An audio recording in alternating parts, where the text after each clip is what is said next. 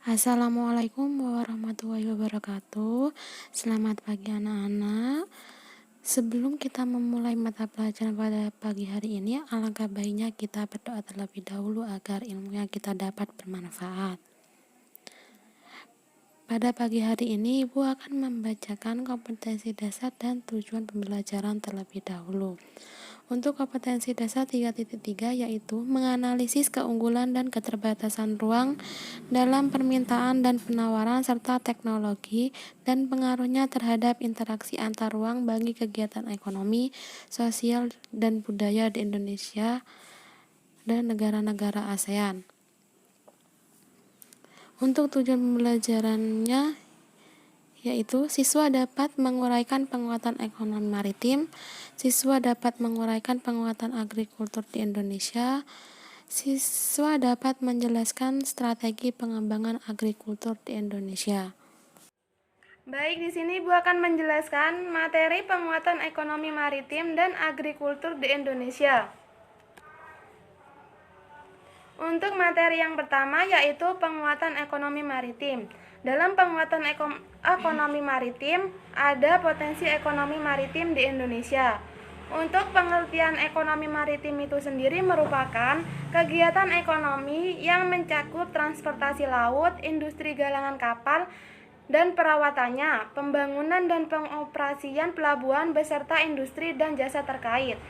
Untuk ekonomi kelautan itu sendiri merupakan kegiatan ekonomi yang dilakukan di wilayah pesisir dan lautan serta di darat yang menggunakan sumber daya alam dan jasa-jasa lingkungan kelautan untuk menghasilkan barang dan jasa.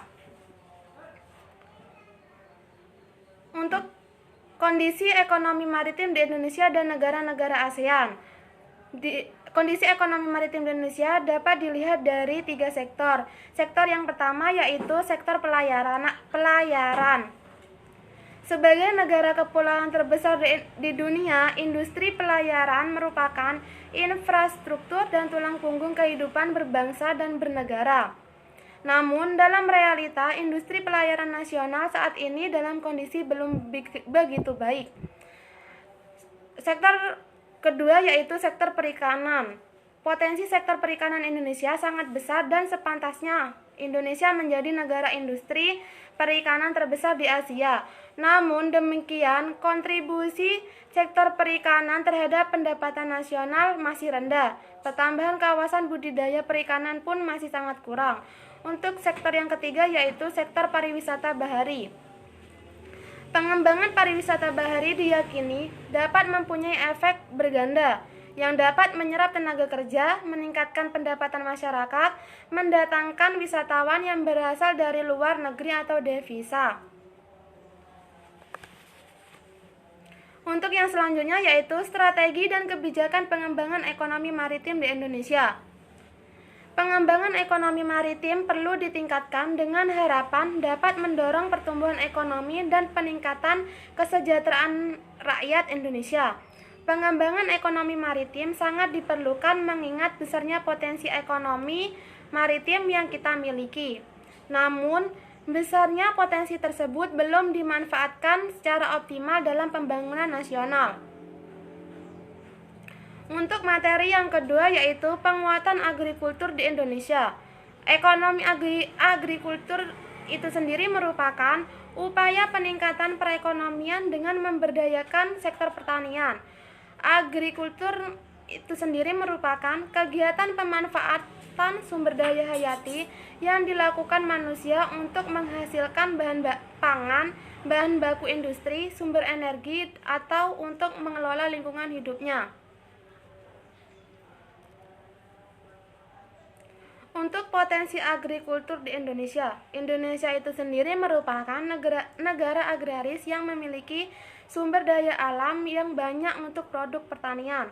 Sektor pertanian di Indonesia merupakan kontributor besar dalam pendapatan nasional, penyerapan tenaga kerja, penyediaan pangan, dan penyediaan bahan baku industri. Sektor pertanian juga berperan dalam memeratakan pembangunan melalui upaya pengentasan kemiskinan dan perbaikan pendapatan masyarakat. Selain itu, sektor pertanian juga telah menjadi salah satu pembentuk budaya bangsa dan penyeimbang ekosistem. Peran agrikultur di Indonesia. Pembangunan agrikultur atau pertanian di Indonesia mempunyai peranan penting, antara lain potensi sumber daya alam yang besar dan beragam, pangsa terhadap pendapatan nasional yang cukup besar, besarnya pangsa terhadap ekspor nasional, besarnya penduduk Indonesia yang menggantungkan hidupnya pada sektor ini, perannya dalam penyediaan pangan masyarakat dan menjadi basis pertumbuhan di pedesaan. Potensi pertanian Indonesia besar, namun pada kenyataannya sampai saat ini sebagian besar petani kita masih banyak yang tergolong miskin. Untuk hambatan pengembangan agrikultur di Indonesia dibagi menjadi 9. Yang pertama, skala usaha pertanian pada umumnya relatif kecil. Yang kedua, modal terbatas. Yang ketiga, penggunaan teknologi masih sederhana. Yang keempat, sangat dipengaruhi musim. Yang kelima, pada umumnya berusaha dengan tenaga kerja keluarga. Yang keenam, akses terhadap kredit, teknologi, dan pasar rendah. Yang ketujuh, pasar hasil pertanian sebagian besar dikuasai oleh pedagang-pedagang besar sehingga akan merugikan petani. Yang kedelapan, alih fungsi lahan pertanian menjadi lahan non-pertanian. Yang kesembilan, kurangnya penyediaan benih yang bermutu bagi petani. Untuk materi yang ketiga yaitu strategi pengembangan agrikultur di Indonesia dibagi menjadi 3. Yang pertama ada eco-farming. Strategi eco-farming merupakan peningkatan sistem budidaya di sektor pertanian yang ramah lingkungan dan terintegrasi dengan kearifan lokal di setiap daerah di Indonesia. Yang kedua, distribusi pupuk secara merata. Langkah yang ditempuh dalam strategi ini adalah petani diminta menjumlahkan kebutuhan pupuk untuk kebutuhan tanamnya per hektar selama 1 tahun. Dengan cara ini, pemerintah akan mengetahui kebutuhan pupuk selama 1 tahun sehingga dapat menyediakan stok pupuk sesuai dengan kebutuhan petani.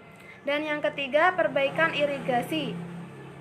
Pertanian yang berhasil tidak lepas dari baiknya sistem irigasi yang diterapkan.